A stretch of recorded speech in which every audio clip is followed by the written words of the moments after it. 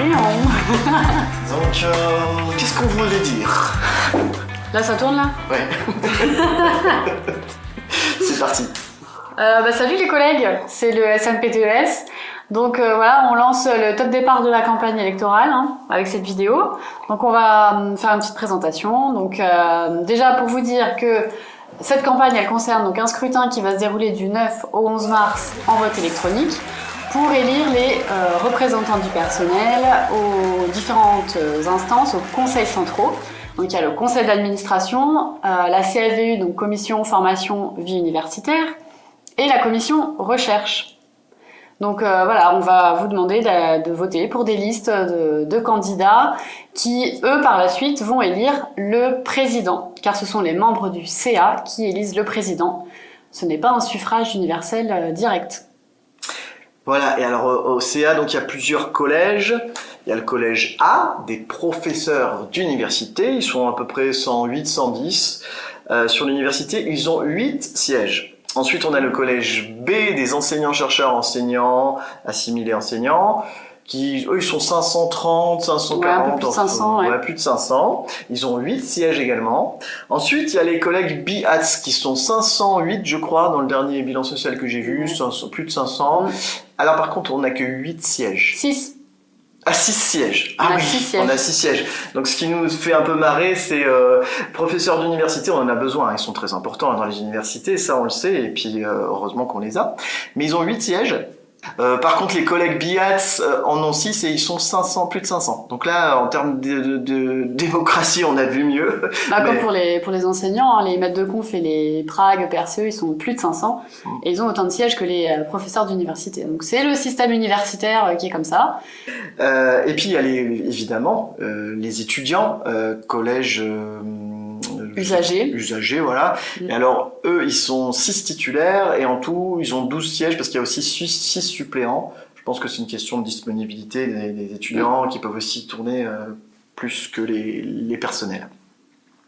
Et puis enfin, les personnalités extérieures. Oui. Donc là, il y en a un certain nombre. Oui, je sais plus exactement. Il y a des représentants des collectivités, il y a des représentants du monde socio-économique, d'entreprises, un proviseur de lycée aussi. Quelqu'un du CNRS, enfin voilà, c'est assez varié.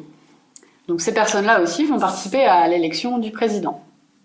Voilà, donc c'est eux qui votent, comme l'a dit Elodie tout à l'heure, pour le président, c'est pas nous directement. Donc on sait que les collègues ont parfois ces interrogations-là. Donc on vous le dit, vous ne votez pas pour un président, on n'a pas cette chance. Par contre, nos collègues élus au CA voteront, eux.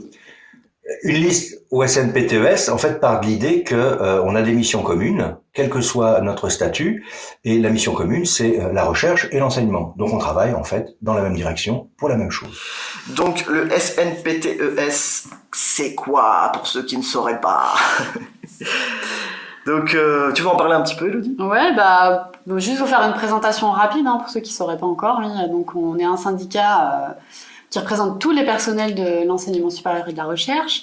Nous sommes apolitiques, donc voilà, on n'a pas vocation à apporter un projet politique pour l'université. On est là vraiment pour défendre l'intérêt des collègues, quels qu'ils soient. Comme je disais, on représente tout le monde. Et on a aussi un rôle de défense de la fonction publique. Donc nous, notre rôle, c'est vraiment d'être vigilant sur des propositions faites par la gouvernance, par l'administration, pour que tout soit fait dans l'intérêt des collègues. Voilà, donc on porte aussi des dossiers, il y a des choses que nous on propose à la gouvernance et à l'administration, donc voilà, c'est un rôle il y a un dialogue social, donc nous notre rôle c'est ça, c'est d'être vigilant sur le bon déroulement de ce dialogue social. Exactement. Donc, comme l'a très bien dit Elodie, on a pu nous dire, ouais, mais c'est quoi votre projet pour l'université? Là, vous faites des listes pour les conseils, vous n'avez pas de projet. Ben non, nous, on n'a pas de candidat à la présidence. On n'est pas là pour faire ni de politique, ni pour avoir un candidat de notre syndicat président. Pas du tout. Je dirais même que c'est assez interdit en fait. Interdit, c'est répréhensible par la loi. Dans le code du travail, c'est l'article 21-1, un des critères absolus pour qu'un syndicat soit représentatif, c'est qu'il soit indépendant. Par exemple, il est hors de question qu'un quelqu'un qui a un mandat syndical soit aussi VP. C'est interdit par la loi et c'est répréhensible. Il y a plusieurs jurisprudences sur le sujet. Donc nous, on s'aventure pas sur le terrain politique, on se contente, et c'est déjà un gros boulot, je peux vous le dire, Oui, ça me dit bien. de défendre les intérêts des collègues et puis de la fonction publique en général. Élodie l'a dit, on a un syndicat de terrain, beaucoup de dossiers individuels. On répond à tous les collègues, même quand c'est compliqué. Oui, on défend des dossiers qui sont collectifs, qui vont intéresser tout le monde ou une certaine partie des collègues, et on défend aussi des personnes individuellement. Donc c'est important qu'on soit au conseil d'administration parce qu'on a quand même un regard, on représente les personnels, donc on a des choses à dire. Mais voilà, le plus dur de notre action, c'est peut-être plus en comité technique, on va dire. Mais, Alors pourquoi on vous parle du comité technique alors que c'est pas maintenant les élections du comité technique, c'est bientôt et tout, mais c'est parce qu'on va changer de président quand même. Et le président, c'est maintenant qu'il faut lui demander des choses, de nous écouter un petit peu plus, d'essayer de dire pourquoi on n'est pas d'accord. Là, en ce moment, on a un gros point de désaccord sur les collèges d'experts et les promotions BIATS.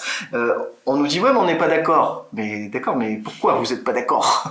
Donc nous, notre argumentaire, il est là, il est béton, il est appuyé sur des textes, il est en plus validé par le bureau national de notre syndicat qui essaie aussi de lutter au niveau national.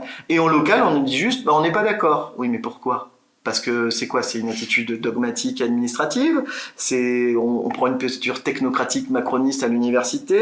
Ou pas du tout, mais on s'est mal compris? Ok, mais si on s'est mal compris, pourquoi on discute pas plus pour que chacun comprenne pourquoi? Nous, on sait toujours pas pourquoi notre demande est pas... Ouais, nos arguments sont peu entendus, on va dire.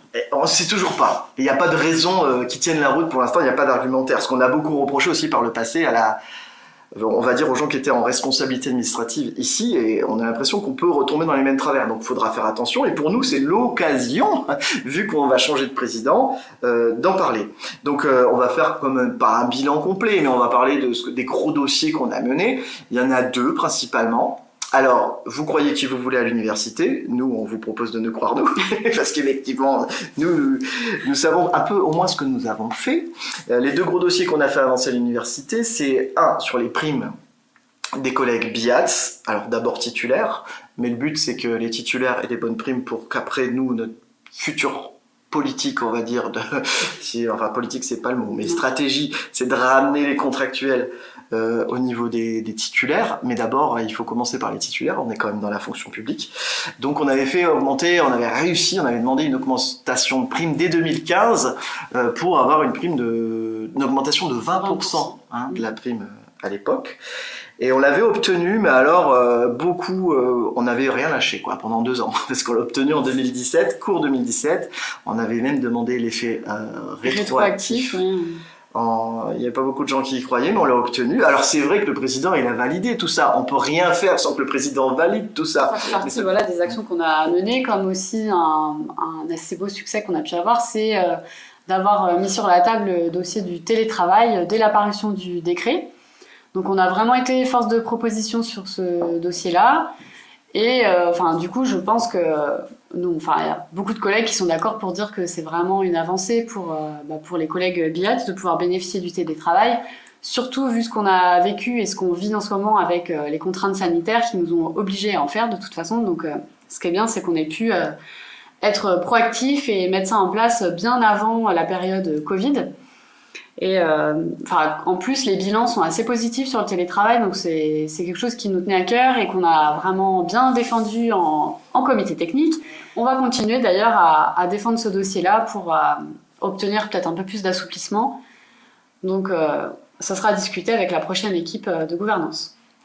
Voilà, donc après que la gouvernance ancienne, ou je sais pas, se targue d'avoir mis en place le télétravail, nous on est contents pour les collègues et tout. Élodie a utilisé le terme force de proposition, je dirais même force de suivi, force d'insistance, forme d'insistance continue et permanente et de réinsistance. C'est vrai que je me rappelle bien d'un comité technique où dans les débats en tout cas il y avait guère que le SNPTES pour faire avancer le dossier télétravail. Et bon, après, c'est vrai que l'administration et donc la gouvernance ont fini par suivre. Mais alors, on n'a pas fini en plus. Hein. Depuis le début, on demande à ce qu'on soit dans les termes du décret, c'est-à-dire 3 jours possibles de télétravail. On va peut-être y arriver, on espère en juin, parce que j'ai cru, on nous a laissé miroiter un petit peu ça. Nous, on va rien lâcher. Alors pour l'enseignement, moi je suis partisan là aussi de la liberté à tous les étages, en prenant en compte notre cœur de métier, c'est-à-dire l'enseignement, les étudiants et leur réussite. Et je crois qu'on aurait intérêt à véritablement partir des résultats réels, ce que l'on obtient chaque année, de pouvoir les afficher pour pouvoir travailler justement à ce changement et notamment vers le haut, et pas simplement nous limiter à des déclarations d'intention qui n'aboutissent pas, parce que les résultats aujourd'hui sont finalement très faibles et trop faibles. Mais ça n'est pas une fatalité. On peut changer ça. En matière de pédagogie, je crois qu'on peut s'autoriser à expérimenter, oser expérimenter, avec toutes nos particularités, nos envies, notre manière de faire, et collégialement, parce qu'il y a pas mal d'enseignants à l'université qui savent faire cela, et sans forcément se limiter à des postures numériques. Je crois qu'il faut ouvrir grand les fenêtres pour faire entrer de l'air frais. C'est bon pour la santé, et en plus, c'est dans les consignes officielles. Donc pour cette campagne électorale, on va vous proposer 2 autres vidéos pour vous présenter un peu plus en détail 2 de nos priorités. C'est le bien-être au travail et tout ce qui concerne les carrières et les rémunérations. Donc ça fera l'objet de 2 vidéos indépendantes que vous pourrez découvrir très vite.